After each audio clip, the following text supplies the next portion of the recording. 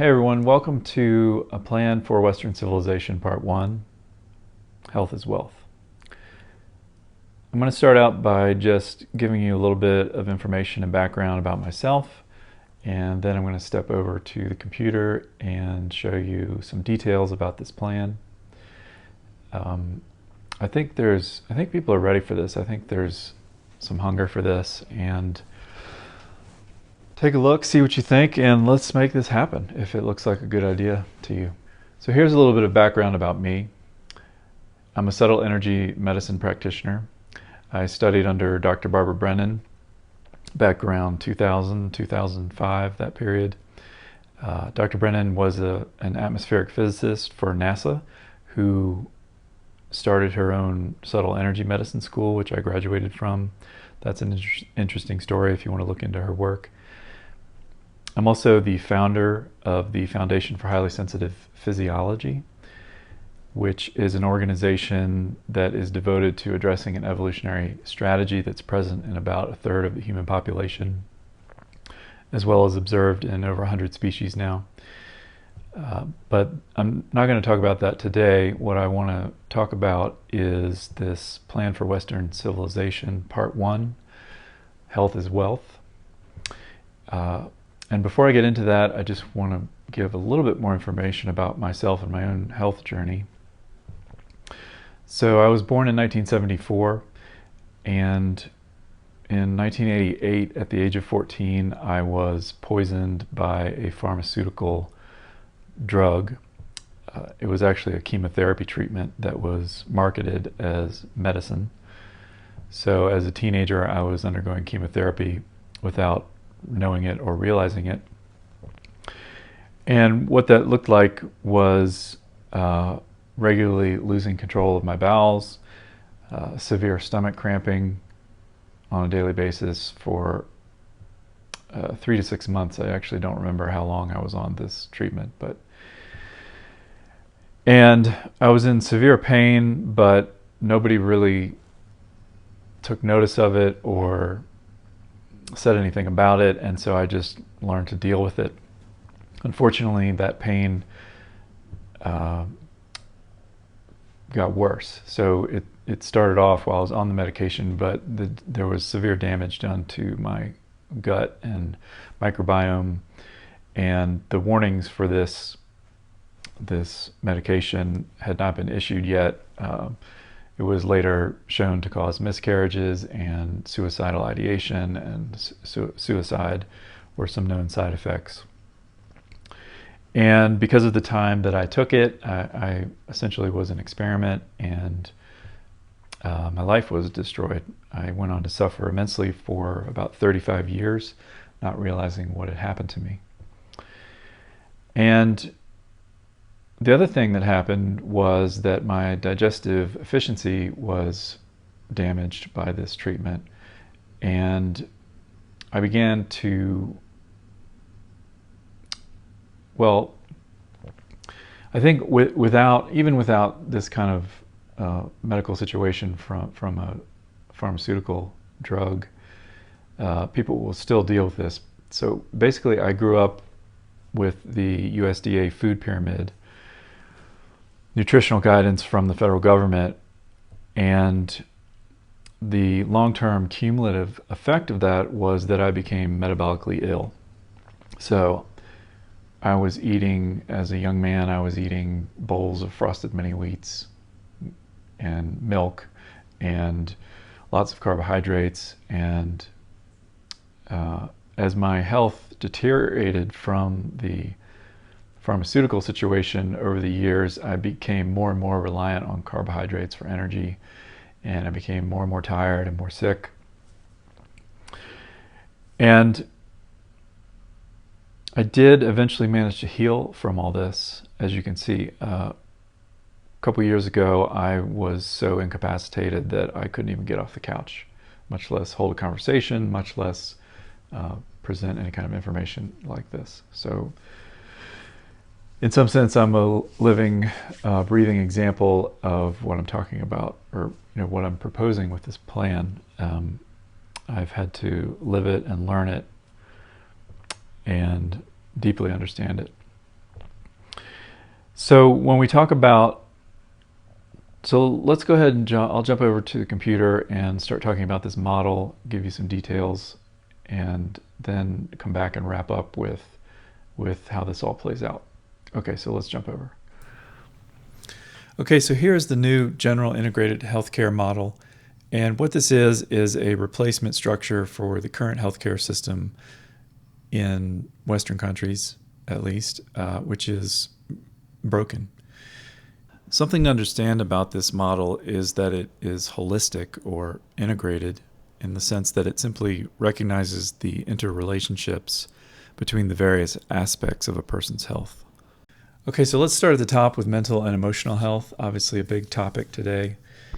You can see immediately that it's connected to dietary health and physical health. So the foods that we eat very much impact our mental and emotional states. Whether or not we're exercising on a regular basis does the same thing. Dietary health is linked to gut health.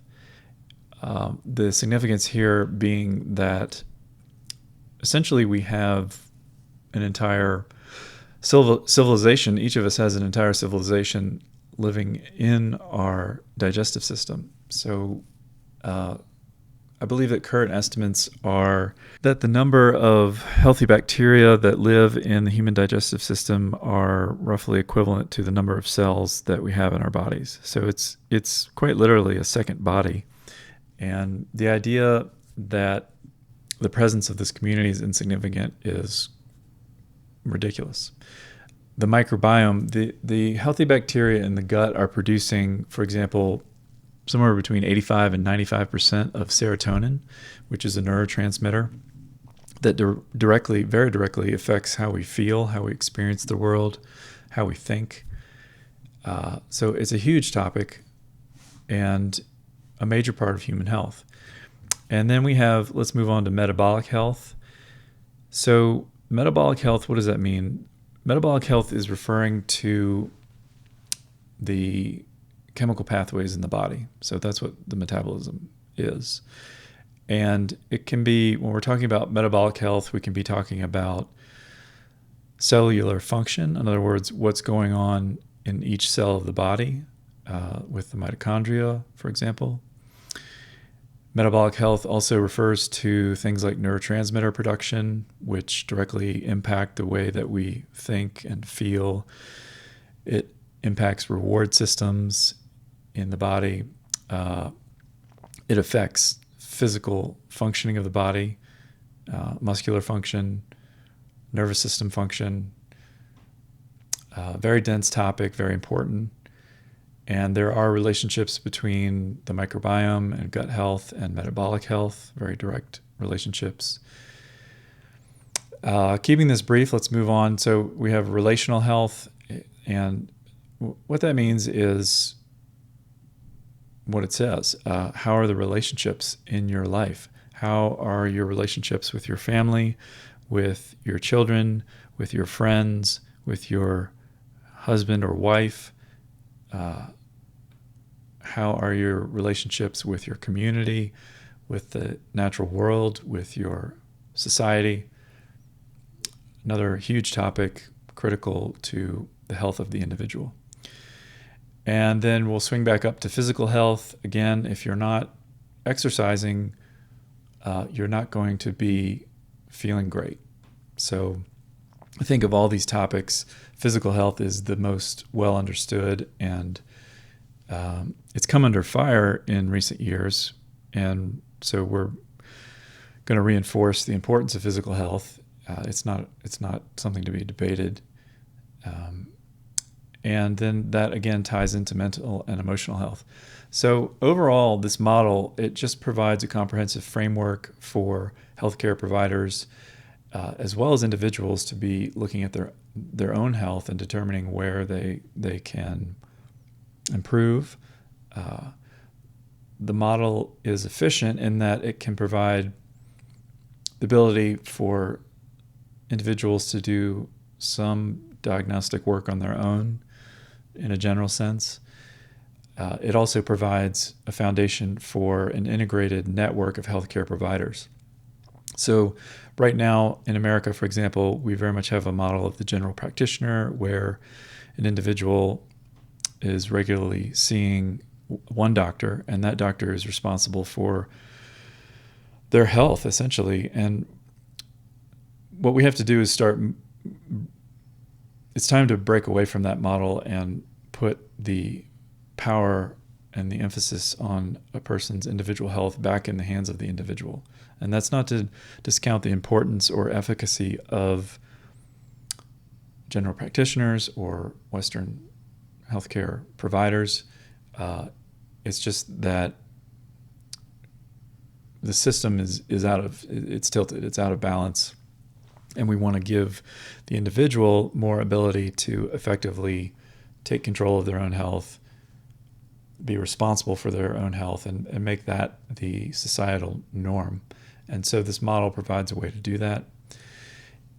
And it provides a structure for an integrated healthcare network of specialists who focus on the different areas of this model. So for relational health, you might be seeing a therapist or a guidance, some kind of guide there. For metabolic health, you'd want to be talking with a metabolic specialist. For gut health, you'd want to be talking with someone who specializes specifically in gut health. Same thing for dietary health.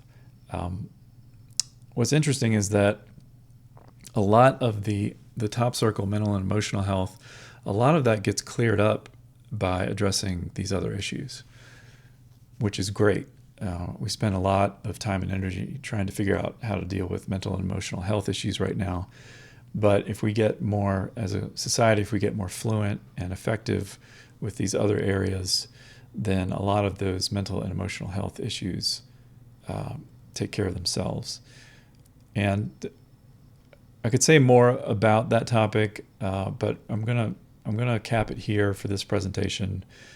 And so let's talk about how this GoFundMe works and where we're headed with this and why you might want to get on board.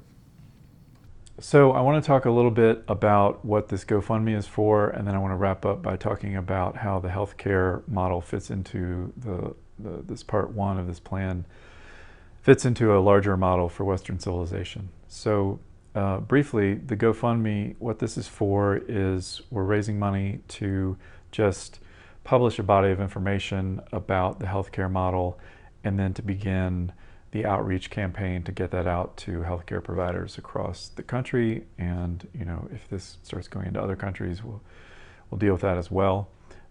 So essentially, it's content publication and development and informational campaigns.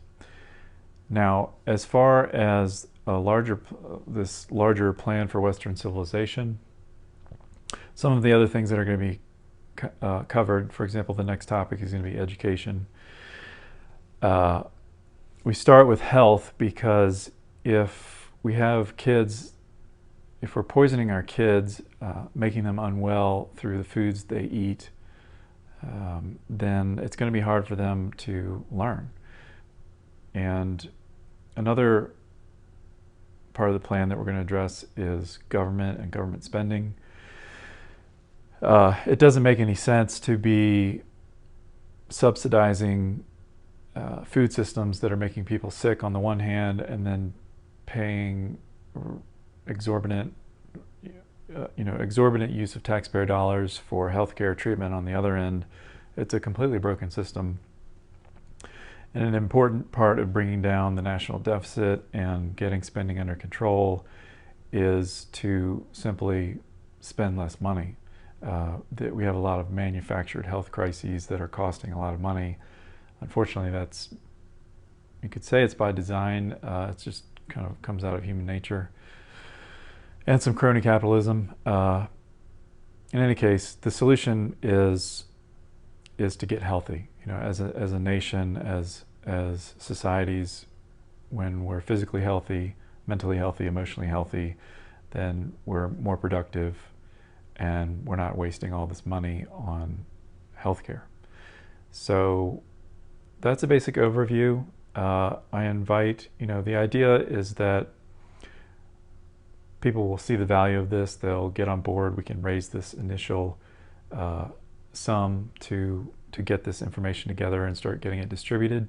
This is an overview of part one of this plan. I don't know where you'll see this, but we'll try to respond to questions that you may have. Please share this information around, let other people see it. Really, in order to do this, we need to get a broad base of people on board who understand where this is going, why it's important for society. And so that's it for today. Thanks for watching. All right, bye-bye.